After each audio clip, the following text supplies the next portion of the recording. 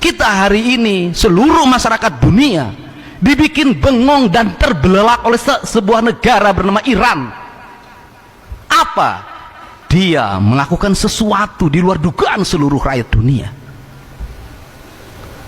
Kekuatan perang yang bernilai triliunan, pesawat tempur, kapal, misil, dan semuanya rontok oleh barang-barang yang hanya ratusan juta.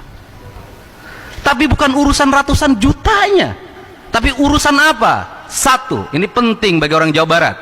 Mereka bangga terhadap peradaban Persia. Dan dia sudah merasa, kami sudah menjadi bangsa besar sejak 5.000 tahun yang lalu. Kami bangsa beradab, sehingga tidak boleh ada satupun manusia yang menginjak-injak peradaban kami. Pemimpinnya, imamnya lebih baik, lebih memilih hidup syahid di awal dibanding dia selamat tapi negaranya diinjak. Pertanyaannya adalah, di Indonesia adakah tokoh yang seperti ini? Itu pertama. Yang kedua, dia masuk dalam sistem imamah, dalam rangkaian kepercayaan dan keyakinan sebagai orang Syiah, penerus ajaran Sayyidina Ali, melahirkan sebuah sistem nilai. Pemimpinnya sederhana, pemimpin umatnya sederhana, rakyatnya masuk dalam sebuah sistem bukan imajinatif. Dipersiapkan pendidikan yang gratis untuk rakyatnya, dari mulai TK sampai perguruan tinggi. Anak-anaknya sekolah fisika, kimia, matematika, biologi adalah pelajaran utama. Lahirlah embargo, membuat dia menjadi kreatif, membuat dia inovatif, membuat dia menjadi bangsa yang memiliki spirit yang kuat. Efisiensi dalam APBN-nya hanya 1.000 triliun, alokasi pertahanannya 132 triliun, penduduknya 92 juta, tapi mampu menjadi bangsa yang tegak. Apa maksud saya? Gak ada kemajuan Subang, tidak akan ada kemajuan Jawa Barat kalau apa? Cara berpikir kita semua normatif. Gubernur berpikirnya bagaimana terpilih lagi? Tidak akan bisa. ASN berpikirnya tukin tidak boleh berkurang. DPR berpikirnya pokir tidak boleh berkurang. Semua orang berpikir normatif.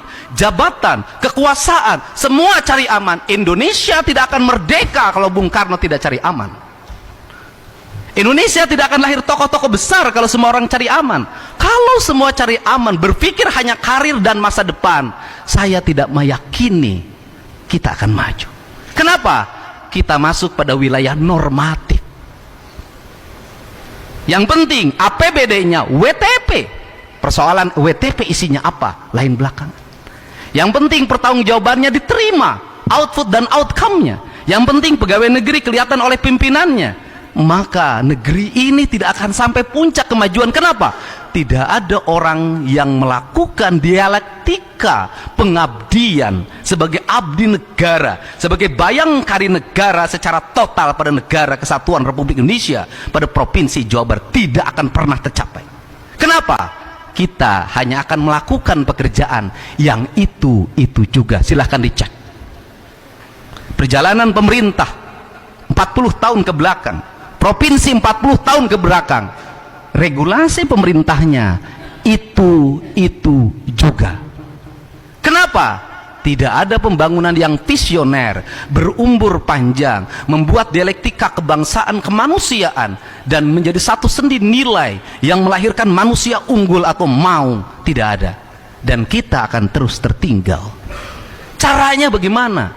Perubahan mental, perubahan filosofi, perubahan ideologi kebangsaan, ideologi kejawabaratan, itu menjadi satu kesatuan. Sehingga ketika saya sangat mencintai Siliwangi, ketika saya ada mencintai Pajajaran, mencintai Sunda sebagai dialektika ideologi yang saya miliki, dan seringkali orang mengkafirkan itu, sesungguhnya apa? Ini adalah jalan terang menuju sebuah kemajuan. Tidak bisa kita tanpa memiliki dialektika itu melahirkan sistem nilai yang mengikat masyarakatnya menjadi masyarakat kokoh dan hebat. Tidak bisa.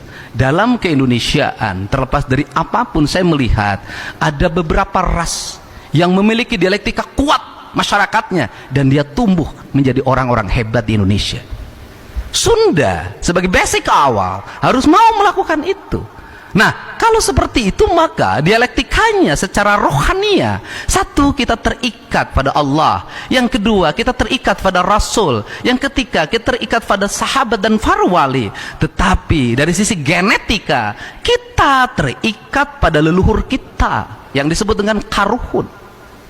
Ajaran karuhun di kita menjadi mistisisme. Di Korea ajaran kaluhur adalah konstitusi yang melahirkan negara yang berkonstitusi. Di Amerika ajaran karuhun menjadi konstitusi. Di Inggris menjadi konstitusi. Di Jepang sebagai seorang Shinto menjadi konstitusi. Sehingga Jepang sampai 400 tahun ke depan tetap Jepang, Amerika tetap Amerika, Iran tetap Iran, Korea Selatan tetap Korea Selatan. Pertanyaannya adalah Indonesia, Jawa Barat, Subang 400 tahun ke depan seperti apa? Apakah identitas kita akan sama bertahannya sebagai orang Jepang, seperti orang Jepang? Tidak. Kita mengalami perubahan ideologi yang dalam setiap waktu mengikuti tren. Tren itu sangat dipengaruhi oleh aspek digital dan dipengaruhi oleh aspek politik, sehingga berhentinya kekuasaan, berhentinya tren media sosial, berhentinya tren yang bersifat global itu juga meruntuhkan sendi kebudayaan itu. Kita berubah pada tren baru lagi, sehingga lagunya yang cocok bagi pembangunan kita adalah Jatuh Bangun. Ini harus dirubah mindsetnya. Karena ini harus dirubah mindsetnya, harus konstitusi. Tapi harus ada yang memulai.